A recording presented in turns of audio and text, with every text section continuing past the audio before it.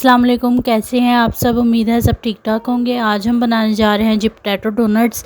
اس کے لیے ہم نے سالٹ لینا ہے 1 ٹیبل سپون، 1 ٹیبل سپون کالی مرچ لینی، گارلک پاؤڈر لینا ہے 1 ٹیبل سپون، دڑا مرچ لینی ہے 1 ٹیبل سپون، ہری مرچوں کا پیسٹ لینا ہے 1 ٹیبل سپون، اور یہ جی دھنیا ہے۔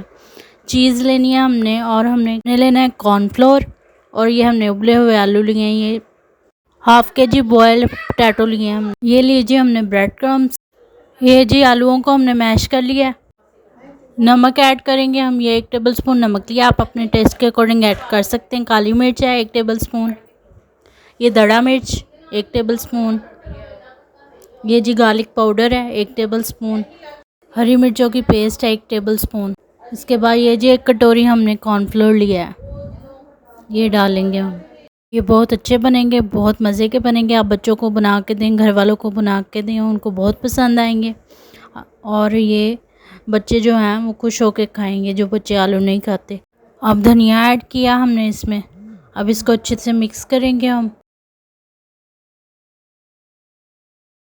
اس طرح سے اس کو چپاتی کی طرح ہم بنا لیں گے، اس کی بیس۔ پھر اس طرح سے ہم کسی بھی گلاس کی مدد سے یا کسی ڈھکن کی مدد سے اس کی جو ہے وہ ڈونٹس کی شیپس نکال لیں گے۔ جب ڈونٹس تیار ہو جائیں گے ہم نے اس کو ایسے ایگ لگا لینا ہے۔ ایگ لگانے کے بعد ہم نے اس کو بریڈ کرمس لگانے ہیں۔